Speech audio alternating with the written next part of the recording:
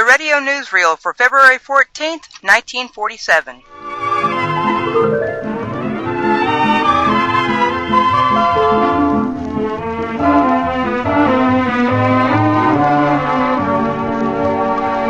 Happy Valentine's Day. Welcome to this week's radio newsreel, and today we're going to start the show with a question. And that question is... Who is on first? Who's on first? And the answer is Abbott and Costello, of course. It was announced this week that Abbott and Costello led the moneymakers in this country last year. In second place for 1946 was the industrialist Tom Watson, which just goes to show there's money to be made in comedy. If you're good, that is. I don't even know what I'm talking about!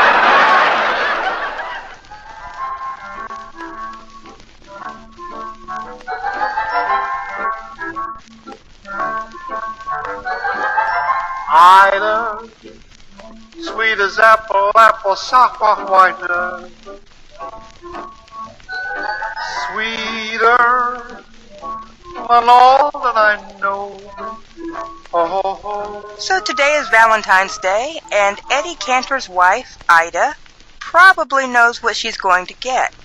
Or at least she might have an idea about the card, because Ida has received identical Valentines from her husband every year since 1912. Eddy explains it like this.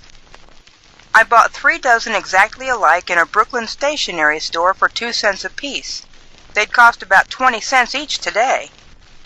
Each card pictures a girl in a crinoline dress, a boy in a velvet jacket, and the legend, I'll be yours if you'll be mine. Eddy has kept them hidden in a trunk in the basement, and Ida will be receiving the last one today. Ida, kinda idolize ya. I long to love you, Ida, deed I do.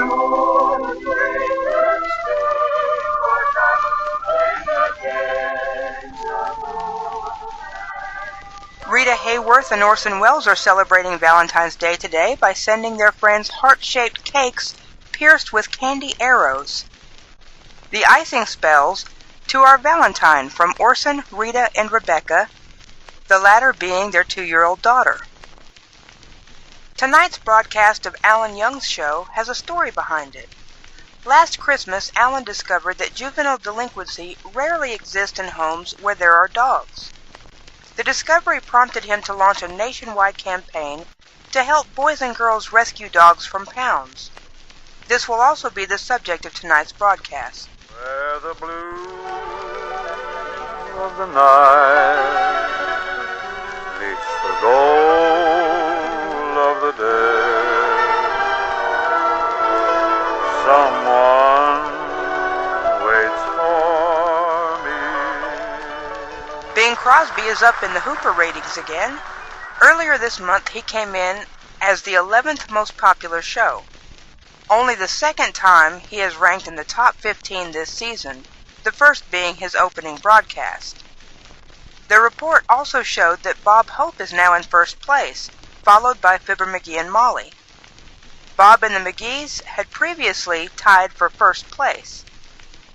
Speaking of Bing, appearing as his guest on Wednesday night's show will be William Frawley and Judy Garland. You won't want to miss that.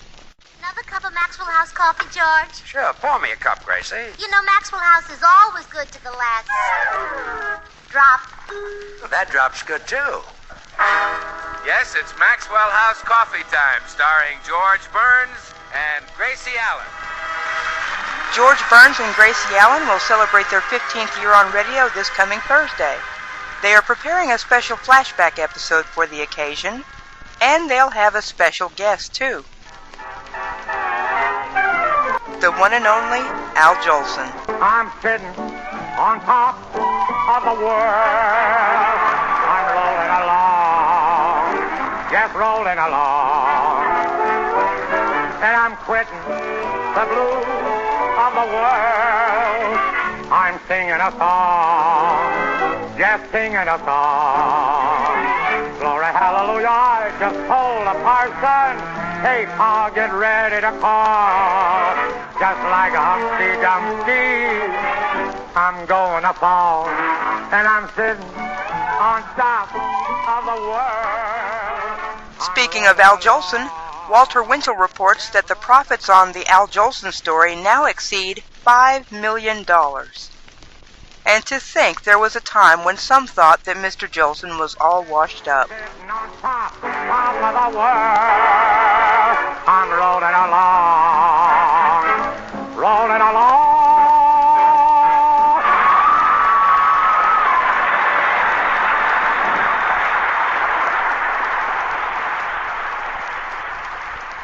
Frank Sinatra recently took out a permit to carry a gun for, quote, personal reasons, end quote.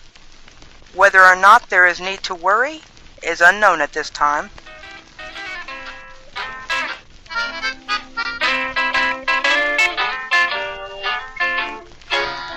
Now, if I had a nickel, I know what I would do. I'd spend it all for candy and give it all to you. I'd spend it all for candy and give it all to you. 'Cause that's how much I love you, baby. That's How Much I Love You, a new song composed by Wally Fowler of NBC's Grand Ole Opry, seems to be headed for the top hit category. The Opry's own Red Foley has recorded the number, as well as Frank Sinatra, Bing Crosby, and Eddy Arnold.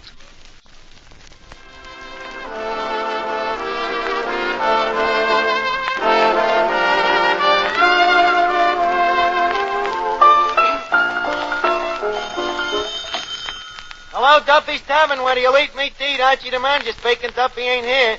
As a result of Ed Gardner's appearance at the National Press Club dinner, he got President Truman's autograph on his apron. The Duffy's Tavern star tried to get his autograph 3 years ago at the birthday ball, but a bunch of Secret Service men interfered with his plan. If we haven't already seen them on the big screen or in the gossip or radio magazines, we all tend to listen to our favorite radio stars and paint a picture in our minds of how they appear in real life. A perfect example is Sandra Gould. She's Ed Gardner's co-star on Duffy's Tavern, playing the part of Miss Duffy. And who would have ever thought she looked like this? Okay, now I see. Huh? Oh, what is it, Miss Duffy? How about introducing me to Mr. Anthony? Well, okay, but it's a miserable way to treat a guest. John, this is Miss Duffy. She lives alone and looks it. Miss Duffy, this is Mr. Anthony. How do you do? Likewise, I'm sure. Say, I got a problem. And I suppose your problem is men? Is there any other kind? Look, will you please state your problem and blow? Well, look, Mr. Anthony, I've been going with a fella named Breckenbridge Horstenfelder. Well, that is a problem. Yeah. So anyway, I say I've been going steady with him for 2 years. Yes? After 2 years, he went out the other day and married another girl. Well, what's the problem? Do you think he was just trying to make me jealous? Miss Duffy, my advice to you is to forget about this man. But he's so good-looking. Doesn't matter. But he's very rich. That's unimportant. I said he's very rich. And I said that's unimportant. Some advice. Mercedes McCambridge shocked everyone at a rehearsal of The Adventures of the Thin Man by announcing that she's quitting radio, maybe forever. She has decided to settle in the West Indies with her novelist husband, William Fifield, and John, her 5-year-old son. The interesting story of Dr. Marcus Whitman will be told on Doctors Then and Now, Saturday. Dr. Whitman was the first American physician to cross the country in the early 1800s. Don Ameche, Danny Thomas, and Francis Langford have caused such a national sensation with their Sunday comedy sketches on the Dreamtime program that 2 studios are now bidding for the film rights. The recurring sketch, which has become so popular, finds Don Ameche and Francis Langford playing an argumentative married couple, appropriately called the Bickersons. Danny Thomas plays Brother Amos.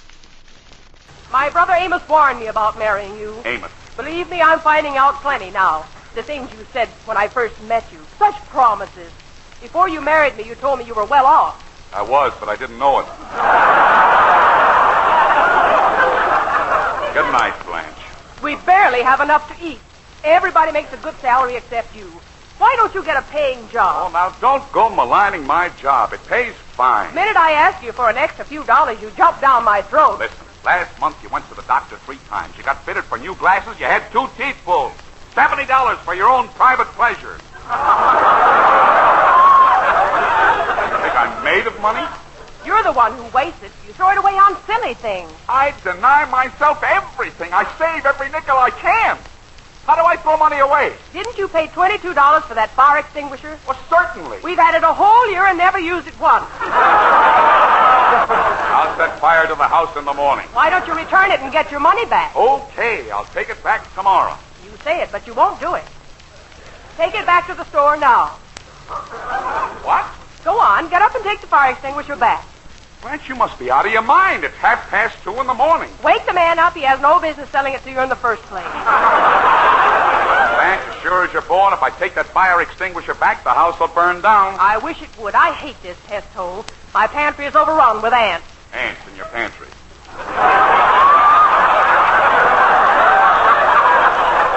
You talk about wasting money. We could have had that lovely bungalow in Westwood if you hadn't insisted on buying an automobile. Oh, a man's got to have an automobile. But that bungalow is only a stone's throw from the bus line. Got no time to throw stones at buses. Blanche, all I want to do is sleep. Sure, sleep your life away. That's the trouble with you. You have no initiative. Look at Mel Shaw. He came to California 6 years ago without a dime in his pocket. He borrowed a basket from a hardware store and peddled little statues from door to door. What do you suppose he's worth today? Nothing, and he still owes for the basket. Blanche, it's almost 3 o'clock. Amos has the right idea. He's in politics now. He's running for assemblyman in the 5th Ward. He couldn't run for dog catcher. I'll bet he'll be elected. You'll see. He's a good politician. What do you know about politics? You've never even voted in your life. I did yesterday. 8 times. 8 times? Amos showed me how. It's so simple. All you have to do is use a different name each time. We copied them off tombstones. A political Gould. Now, you stay out of that racket. Do you hear me, Blanche? I think it's a wonderful business. You ought to go into politics, John. There's a fortune in it. I read only yesterday where some senator was put in jail for grafting $100,000. Why don't you do it? Go to jail for grafting? No, be a senator or something. Maybe you and Amos could be the next governors of Georgia.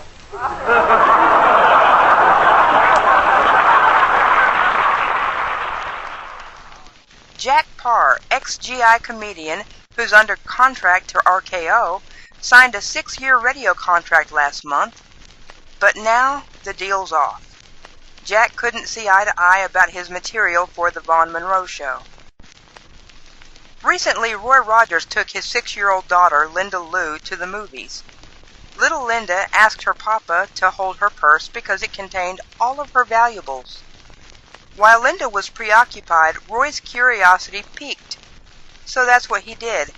He peeked into the purse and found it contained only 2 things: a bag of peanuts and a stick of bubble gum. And Ozzie Nelson has found that he has to be very careful about the dialogue he writes for the radio counterparts of his young sons. David and Ricky listen to the show, and if they don't like the lines, they will later remark, "Say, Pop, we didn't sound much like ourselves today." By the way, The Adventures of Ozzie and Harriet ranks 4th in listener popularity in Canada. Pauline Byrns is pretty, blue-eyed, dark-haired, and has been heard by millions of people, but few know who she is. She's the Miriam Iriam girl on the Bob Hope Show. Poor Miriam, neglected using Irium. So her singing style had no winning smile. Who wouldn't love me? Who wouldn't care? I don't. Who would? What's wrong? Your smile. So folks don't be like Miriam. Use Irium. No matter how many toothpaste you've tried, no matter how good a job you think your present brand is doing, change now to the new Pepsodent toothpaste. And in just 1 week, see if you don't find new brightness in your teeth, new sparkle in your smile. Yes, there's a new Pepsodent toothpaste now with a cleaner, brighter taste that means cleaner, brighter teeth. You see, new Pepsodent has twice as much Irium, the exclusive cleansing ingredient that only Pepsodent can give you. New Pepsodent with twice as much Irium removes the film that makes your teeth look dull, brings new brightness to your teeth. It cleans better between teeth, leaves your breath cleaner, fresher, too. No wonder more people than ever before are using Pepsodent today. Dear Miriam, sweet Miriam, now she's using Irium. Sourcing and style has that winning smile. Who wouldn't love me? Who wouldn't care? I would. Me too. Let's dance. Let's do. So folks just be like Miriam. Use Irium.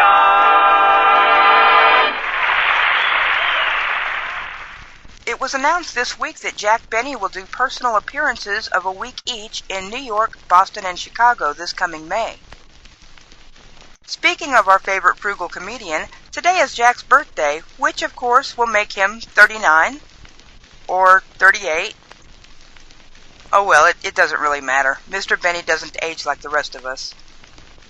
If you'll remember, 2 weeks ago on Jack Benny's show, they did a parody of It's a Wonderful Life, that new movie starring Jimmy Stewart and Donna Reed.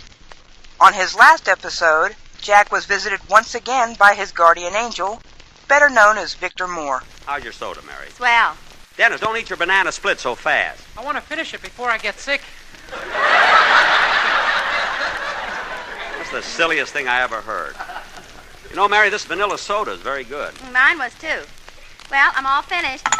Me too. You're through with your soda, aren't you, Jack? Just a minute. There's a little left at the bottom. I've only got one show. You know.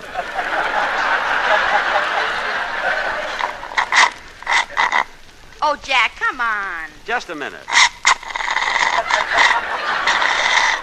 If you strike oil, the glass belongs to me.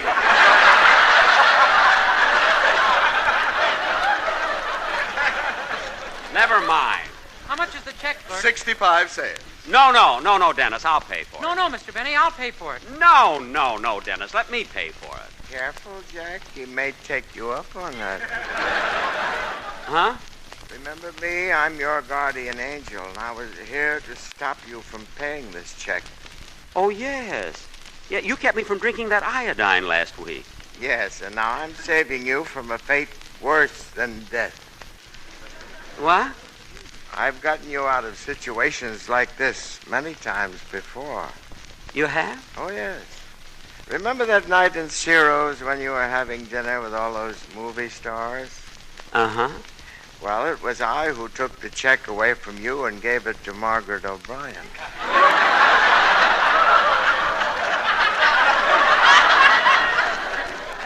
Gee, and I thought the wind did that, huh? But why are you always trying to save my money for me, Angel? Well, you see, we angels need money, too. You do? Yes, and we figured if anybody would find a way to take it with them, it would be you.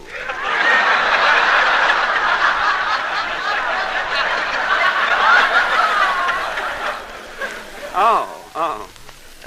By the way, Jack, I wish you'd stop telling everybody you're only 38 years old. But why, Angel? Why? Well, every time you tell a little fib, it thunders up where we are. Oh. And around your birthday, we can't hear ourselves think. Really? Yes. Even though your birthday is on St. Valentine's Day, it sounds like the 4th of July. Well, I'll try and watch it. You know, sometimes, Angel, Jack, who are you talking to? Huh? Why don't you stop mumbling to yourself? Mary, I wasn't mumbling to myself. I was talking to my... Oh, you wouldn't believe it anyway. Come on, kids, let's go. Walter Winchell is carrying on a one-man campaign against comedians who use dialect jokes and stories which subject Irishmen, Catholics, Negroes, Jews, or any other group to ridicule. He doesn't like Jack Benny's Rochester, and he thinks Fred Allen is good enough to do without Mrs. Nussbaum. In Jack's defense, the character of Rochester has come a long way over the years. The writers used to resort to more stereotypical humor than they do now, but they've always written Rochester as an employed equal, allowing Rochester to frequently outwit Benny, and often allowing him to overlook the fact that he's Benny's employee. That being said, perhaps Jack believes there's room for improvement, too.